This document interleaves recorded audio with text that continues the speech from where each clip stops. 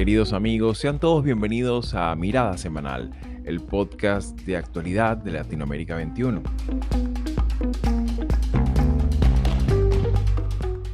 Como todos los domingos, analizaremos las principales noticias de la semana con el respaldo intelectual de Marisabel Puertarriera y Manuel Alcántara Sáez.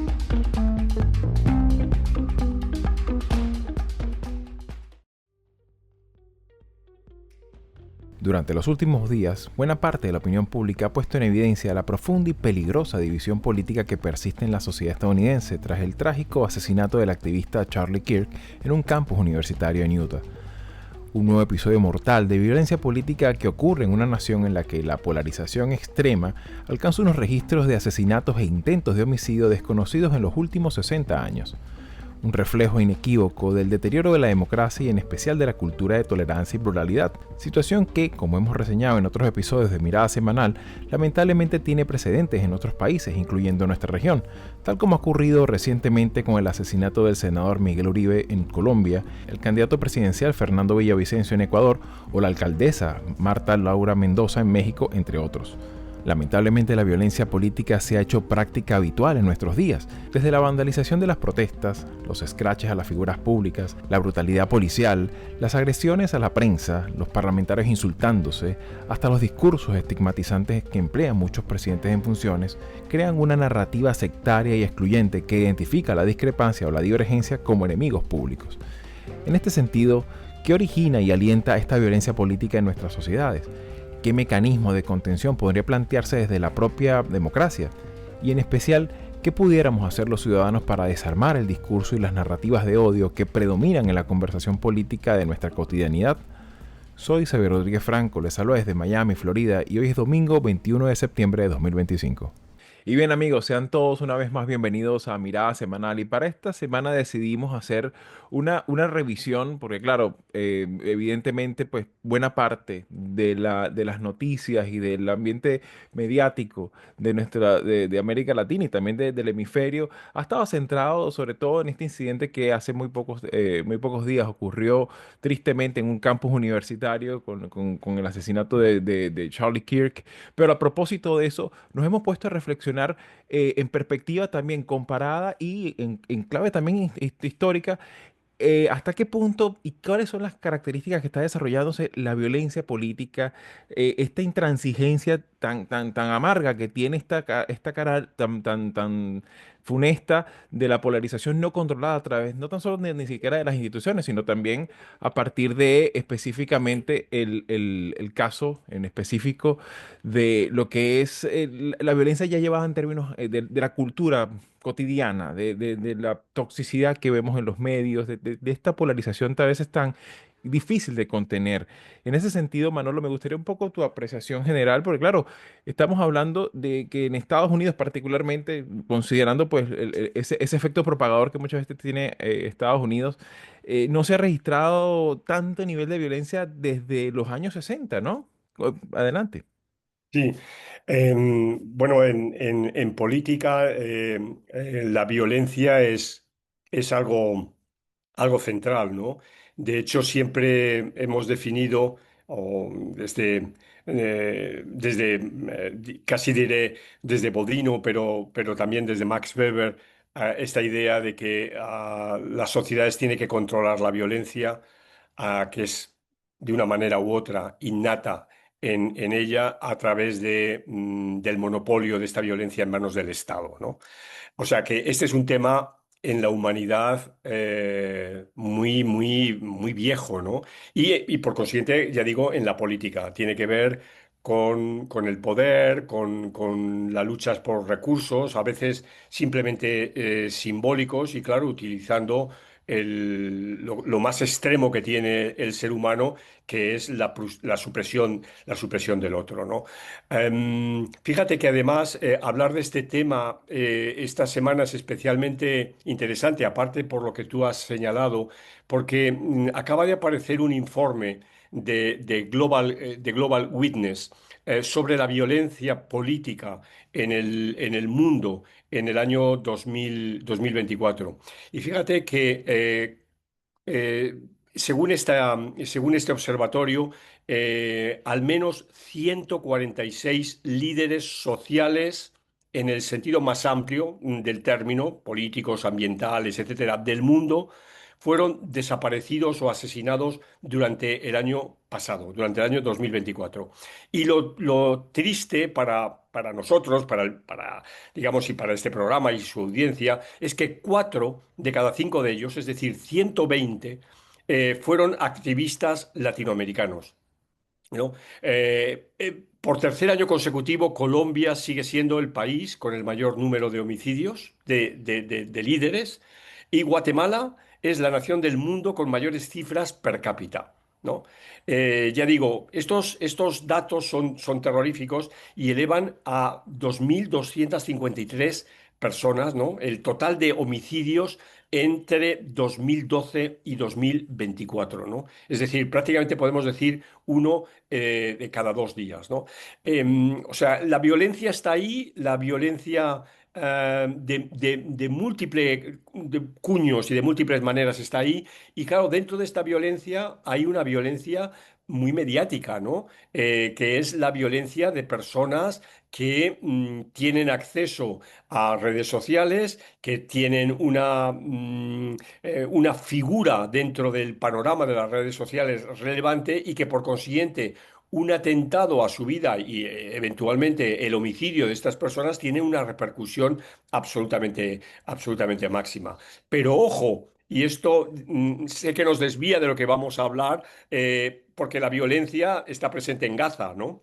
Está presente en Gaza diariamente y de manera brutal y de manera absolutamente terrible, ¿no? O sea que por eso digo que es un tema muy viejo, evidentemente muy sensible, que toca al ámbito de la política. Claro, y en especial, y en ese sentido también me gustaría incorporar tu apreciación, sobre todo también por por la dinámica cotidiana que te toca hacer, Marisabel, con este tema también de del monitoreo de medios, ¿no? Vemos que muchas veces, y sobre todo aquí en Estados Unidos, se ve con mucha nitidez ese fenómeno que pareciera que tanto por extrema derecha como por extrema izquierda, más bien la proliferación de contenidos y los que más audiencia tienen son incluso los que más pueden prescindir de la verdad o de cierta verificación y lo que más, digamos que sazona mi expectativa de validación de mis prejuicios, ¿no? Y ese aspecto, particularmente en el caso estadounidense, tiene como un agregado adicional, porque claro, tiene ahí dos componentes, una sociedad muy interconectada,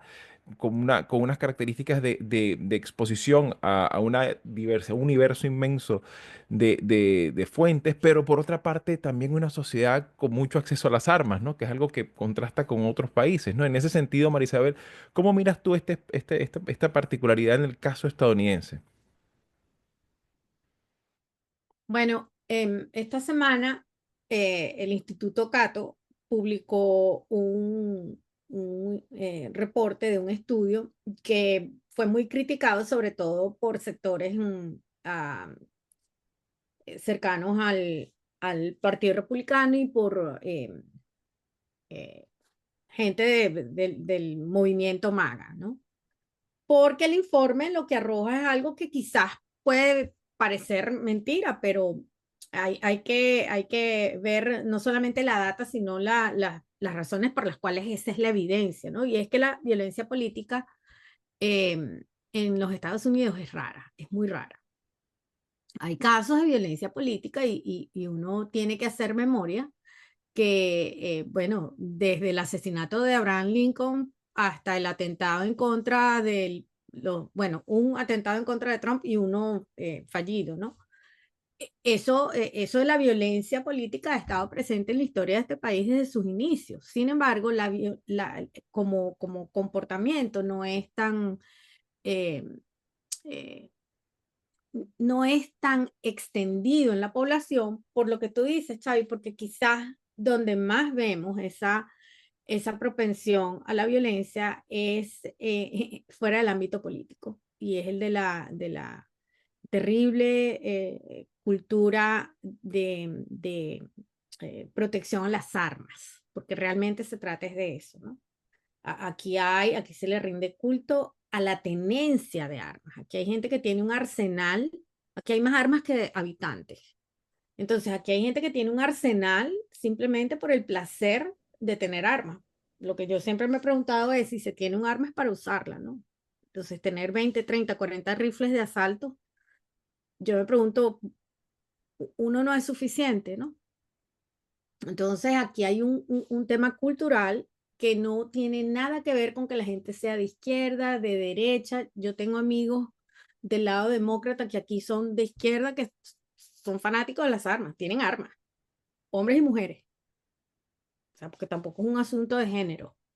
Aquí está bien repartido. Entonces, eso creo que es el problema. Nosotros hemos visto en esta última semana un episodio más de esta dolorosa tradición de la violencia armada.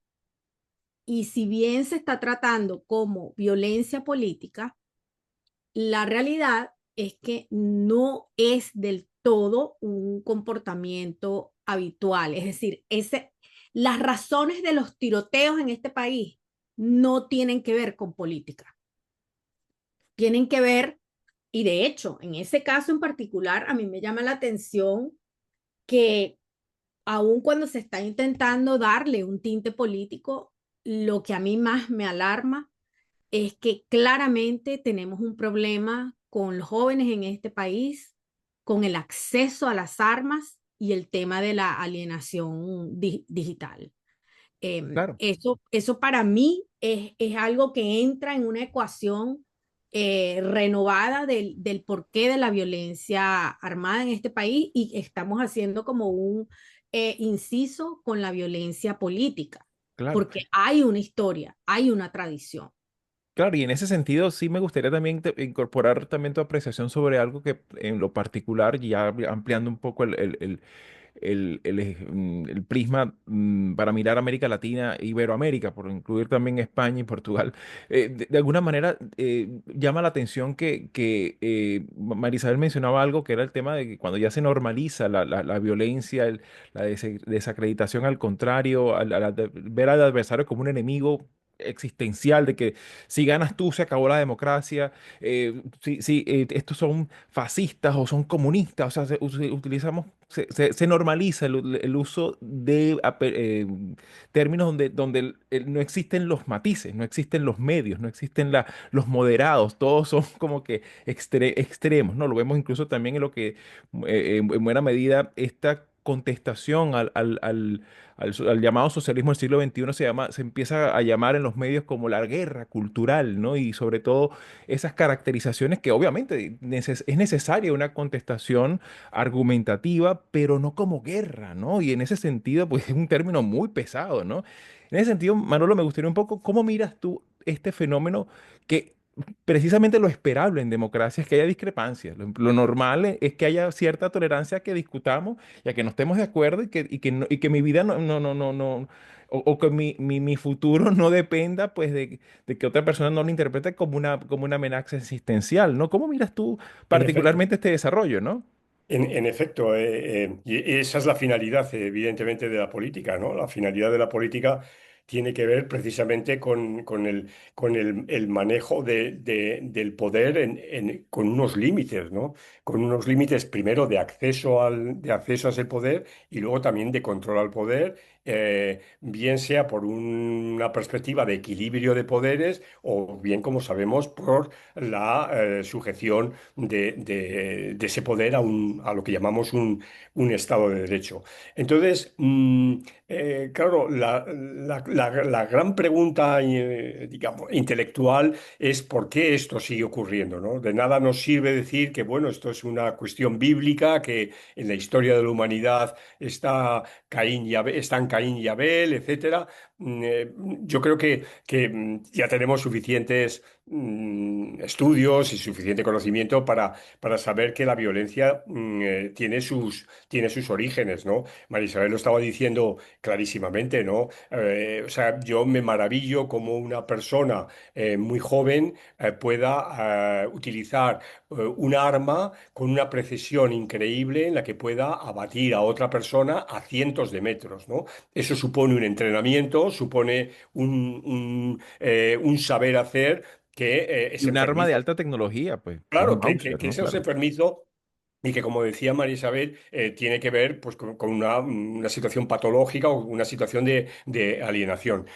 Y también, evidentemente, con la posibilidad de, como ella también decía, de tener en tu armario tener 50 armas. Pero claro, hay muchos elementos. Por ejemplo, vuelvo al informe este que me refería anteriormente. Fijaros que se dice que casi dos terceras partes de las personas fallecidas en América Latina y el Caribe, es decir, estoy hablando de unas 80 sobre 120, estaban relacionadas esas muertes con disputas por el acceso de la tierra. ¿No? Es decir, de alguna manera ya hay un elemento que tiene que ver con una realidad histórica, pero también con una realidad de desigualdad, evidentemente, ¿no? Ah, Esto no quita que un terrateniente pueda asesinar a otro terrateniente y no es un tema de desigualdad, es un tema simplemente de envidia, ¿no? Pero quiero decir, la desigualdad en términos de riqueza, en términos de estatus, es un elemento profundamente presente, ¿no? En el tema de la violencia. Pero claro, la violencia política es otra cosa. O sea, puede existir la desigualdad en el sentido, pensemos en el caso, por ejemplo, en el caso colombiano con el sicariato, ¿no? Hay desigualdad, hay una persona que no tiene ingresos, yo le doy X dinero para matar a otra tercera persona, ¿no? Entonces, la desigualdad está por medio, pero no, hay un agente que está provocando la violencia que tiene que ver con un problema o con un tema absolutamente político. Ese es otro nivel y esa es la pura y dura lucha con respecto al poder.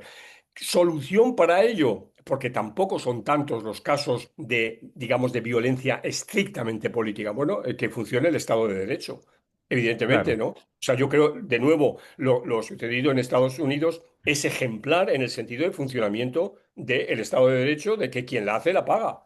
Es decir, cuántas horas se ha tardado en encontrar al supuesto criminal. Eso es lo que me parece importante. Lo terrible es cuando el hecho político queda impune, ¿no? Pensemos en el último asesinato de una figura política colombiana, como es el caso del candidato Uribe, ¿no? Es decir, todavía no tenemos claro qué pasó y quién estaba detrás.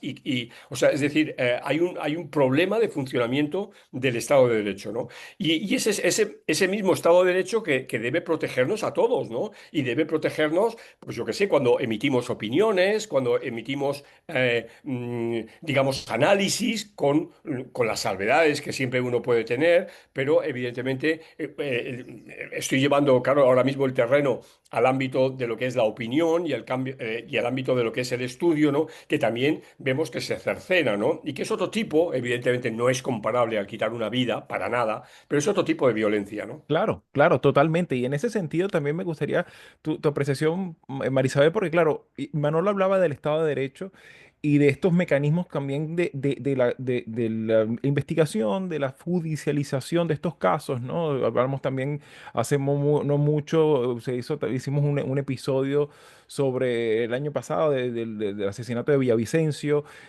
también sobre la violencia política que ha habido en México, la violencia hacia los periodistas en distintas latitudes, con casos de Venezuela.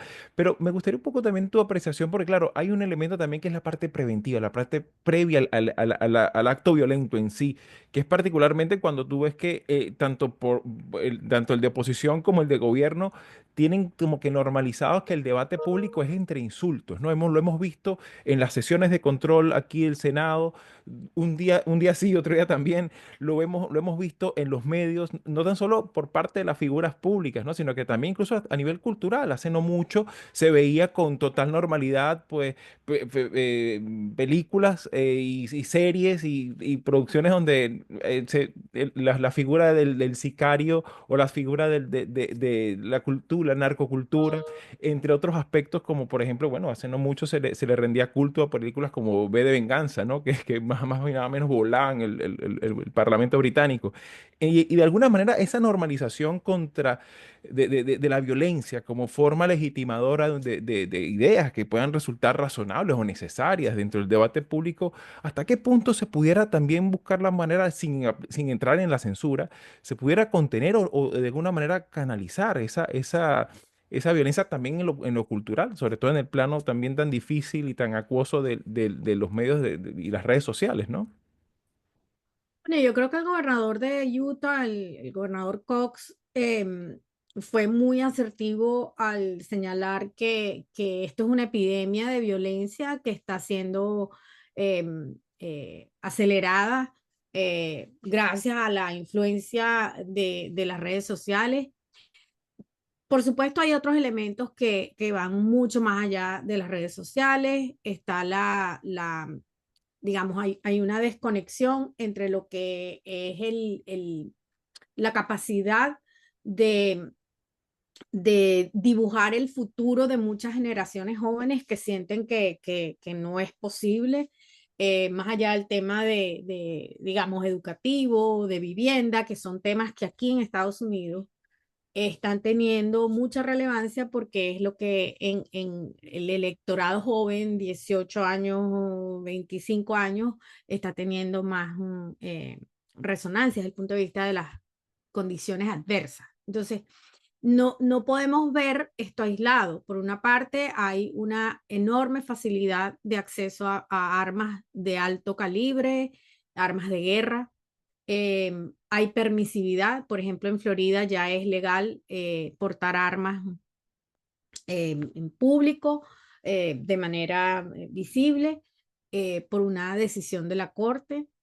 Tenemos, por otra parte, una realidad que es el tema de la salud mental. Es una epidemia también, además de que a eso se le une cuando hay situaciones como de abuso de alcohol, de sustancias narcóticos, en fin. Entonces, lo que tenemos es un contexto muy complejo donde tener fácil acceso a las armas combinado con situaciones de frustración, de cualquier tipo de disposición a la violencia, entonces no importa, no necesita ser, tener conexión con lo político, basta con que sea alguien que esté frustrado y aquí es común el suicidio por policía, ¿no? Que es ir a un sitio, disparar para que los policías los maten, ¿no?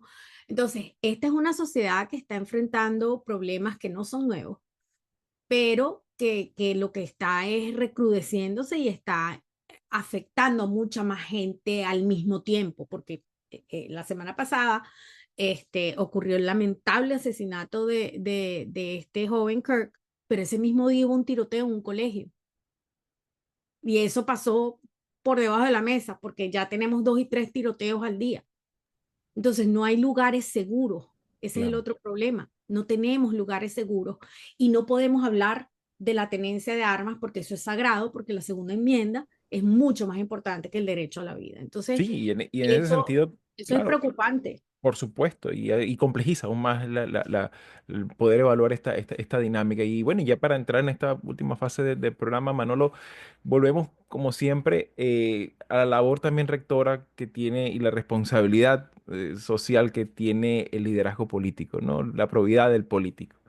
El discurso, muchas veces se ha dicho pues que todo debería arrancar a partir de desarmar o desactivar la toxicidad, la agresividad, el sentimiento sectario de revancha que muchas veces ha llevado, es un carburante fantástico para la dinámica electoral, pero a efectos ya de ejercicio de gobierno, ejercicio de mandato eh, el no desactivarlo a tiempo también puede llegar a tener implicaciones imposibles de determinar, pero que tienen un agravante social notorio, ¿no? Y en ese sentido, Manolo, viéndolo ya en perspectiva ya en general, ¿no? ¿Qué crees tú que pudieran ser esos elementos de probidad, de contención desde el poder en el discurso político de esta violencia, bueno, que ya tiene características funestas en muchos casos, ¿no?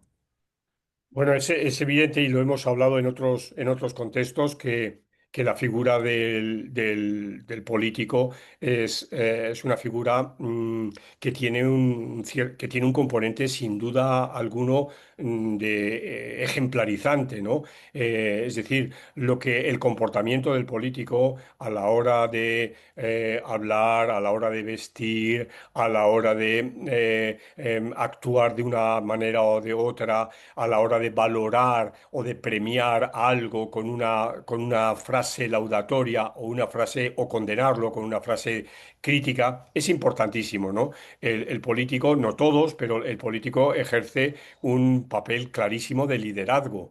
Y el liderazgo supone lo que estoy diciendo, supone una posibilidad de influir en la gente para bien o para mal, repito, hay gente que van a hacer lo contrario que ese político dice porque no les gusta, o al contrario, ¿no? O van a seguir lo que el político dice. Entonces, de nuevo, cito al ya referido en esta ocasión, Max Weber, es la ética de la responsabilidad, ¿no? Es decir, el político tiene que llevar a cabo una serie de actos por los que es responsable y tiene que ceñirse a la responsabilidad. Y evidentemente todo aquel político que induce a la violencia es algo terrible, ¿no? Y debe ser sancionado. Claro, ya sé que esto es muy complicado porque entramos en la valoración de lo que llamamos el discurso del odio y en qué medida eso atenta a la libertad de expresión y todo esto. Es evidente que es un tema que no es sencillo, que es un tema que siempre terminamos enredados, ¿no? Y claro, apelar al sentido común, pues es muy fácil porque sí, el sentido común dicen que es el más común de los sentidos, pero a veces no funciona esa máxima, ¿no? Pero es evidente que hay esta responsabilidad. Am, en algunos casos se ha intentado resolver generando, por ejemplo, en los congresos, generando un comité de ética, ¿no? Que sea el propio Congreso el que valora lo que los colegas dicen. Claro, en el caso de un presidente, de la figura o de un líder del Ejecutivo, sea un presidente, o sea una alcaldesa, o sea una gobernadora, es mucho más difícil, ¿no? Que haya ese comité de ética, ¿no? Pero sí que debe haber, digamos, a ver si me entendéis bien lo que quiero decir, una fuerza intelectual que sea respetada, ¿no? A veces esta fuerza intelectual ha sido la Iglesia. Sí, Otras veces ha sido la universidad, el rector de la universidad de no sé sí, dónde, ¿no? Pensemos en Miguel de así es. Unamuno, ¿no? Pensemos Claro. en Miguel de Unamuno diciendo la famosa frase de venceréis, pero no convenceréis, que le costó la Ujú, vida, ¿no? O sea, sí, pero claro, eso es ya digo, si se quiere, es muy épico decirlo y luego no es sencillo. Y además hoy, pues ya veis, las universidades están acosadas, las rectoras, los rectores han tenido que dimitir. El caso de Estados Unidos es muy claro, ¿no? sí, ujú. Es decir, las figuras intelectuales o personajes de opinión pública, pues ya veis, cuando dicen una opinión que se sale de lo correcto para el poder, pues esta persona es eliminada y es echada, es suprimido su programa de televisión. Entonces, el momento que vivimos es un momento muy complicado, ¿no? Porque, mira, también, Marisabel, decías antes lo de las armas en las escuelas. Leí hace muy poco a propósito de un programa que se quiere poner en marcha a propósito de digamos, de la función de una tecnológica, de poner cámaras, pero cámaras con sensores que tengan perfectamente controlado este tema. Es decir, que técnicamente se puede controlar que no entre una sola persona a una escuela con un arma. Armando. Y que no solo eso, sino que además esté vigilada. Claro, es el paroxismo de llevar digamos, al control absoluto de la sociedad, ¿no? Claro, desde un pensamiento muy conservador, pues claro, dicen, oiga, si ustedes se portan mal, pues entonces les vamos a controlar y vamos a generar lo que sería un estado policial. O sea que ese es el otro riesgo, ¿no? Irnos a un escenario donde las libertades sean cercenadas. Claro, claro, y esa es la parte compleja de estos temas. Y en ese sentido, y ya para finalizar, Marisabel, me gustaría también como tu apreciación, claro, porque ciertamente también tienes una responsabilidad, pues, claro, no solo los políticos tienen responsabilidad en el espacio público, sino también los docentes, incluso también hasta los propios consumidores, ¿no? Y creo que este aspecto, el que hayan influencers, el que hayan líderes, que hayan personas que tienen un arrastre, un nivel de incidencia pública tan amplio y que exista como que una poca responsabilidad a veces de las cosas que dicen, ¿no? Y del impacto que tiene a efectos de movilización de esta misma violencia, ¿no? En ese sentido, ¿qué crees tú que se pudiera también hacer por parte del oyente que está ahorita mismo escuchándonos y que está, digamos, de alguna manera en esa navegando entre tanto, como dicen digamos, las personas que trabajan con redes sociales, entre tanto contenido, ¿no? En redes sociales, que va de un lado, de un extremo al otro, ¿no? ¿Qué crees tú que pudiera ser como una buena señal para poder navegar en estos tiempos de tanta toxicidad, ¿no?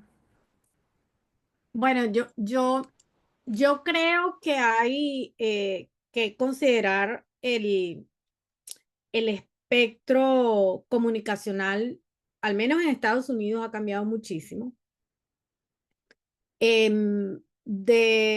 Creo que 2 años para acá hemos visto cómo nuestro consumo de noticias ha pasado por varias pruebas, digamos, ¿no? Aquí en Estados Unidos cada vez menos las televisoras tradicionales ABC, CBS, NBC tienen menos audiencia porque eso ha quedado reducido para los señores de 65 para arriba, mientras que los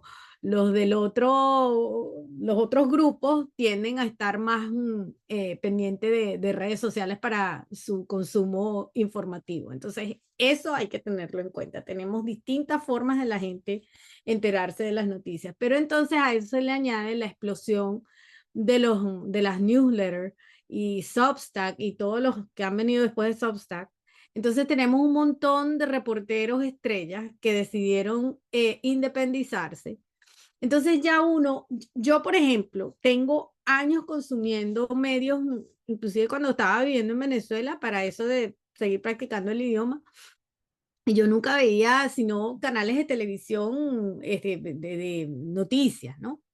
Y toda esa cultura de la televisión por cable y del noticiero estelar, eso se acabó en este país. Entonces, sí hay unas amenazas gravísimas, como la que estamos viendo, de quitarle la licencia a estas corporaciones, pero también lo que estamos viendo es que el monopolio de las corporaciones está cada vez más, se está achicando, ya no tenemos cuatro grandes, porque los Ellison están comprando prácticamente todo, inclusive se están metiendo en TikTok, de manera que sí es cierto que hay un takeover de los sectores conservadores de los medios aquí, porque las televisores locales también, si no son de Fox, son de Sinclair, que los dos son del mundo maga, ¿no? Aquí las televisoras locales no tenemos mucho que buscar. La prensa imprenta local ya no existe. Entonces, ¿qué pasa? La gente está yéndose hacia pequeñas burbujas y en esa descentralización y fragmentación va a haber mucha desconexión Claro. mediática. Entonces, tenemos que tener mucho cuidado qué consumimos. Esa es una pelea que tenemos mucho, inclusive con nuestros familiares, que consumen pura desinformación, ¿no? Porque Sí, entonces sí. yo me meto en un canal de YouTube o yo me meto en la cuenta de un influencer en TikTok y ya yo hice mi investigación y ya yo sé todo, yo soy experta en eso. Ese Claro, es el peligro que vemos, que claro. es la muerte de la experticia. Claro, claro, y en Pero ese oye, sentido, pero pues, una cosa, pero ahora sí, también sí, hablemos de la demanda, ¿no? O Ah, no, sea, claro, claro. el significado Bueno, que supone que la gente que comentaba o que retuiteaba las noticias, ahora lo van a sentir miedo porque van a estar claro, controlados. claro, Y claro, claro que entonces, sí. incluso esa especie de floración de, de, una suerte de libertad, ¿no? De sana exposición de las ideas, se va a ver absolutamente cercenada, la gente va a empezar a tener miedo y la gente tampoco va a opinar en los canales habituales. Así es, y bueno, de hecho, de aquí sale, también pudiéramos más adelante hacer un trabajo, un episodio monográfico sobre estos temas, ¿no? Cómo navegar en este mundo, ¿no? De tanta exposición a información y cómo contrastar, ¿no? Hacer como una suerte de 10 mandamientos para poder navegar en este mar de turbulencia, sobre todo considerando pues esta polarización esa polarización afectiva que en alguna ocasión conversábamos acá a propósito de lo que ocurre en América Latina. Así que bueno, mis queridos, se nos ha echado un poquito de tiempo encima. Muchísimas gracias por su tiempo y por sus apreciaciones. Y bueno, nos encontramos aquí en Mirada Semanal la próxima semana.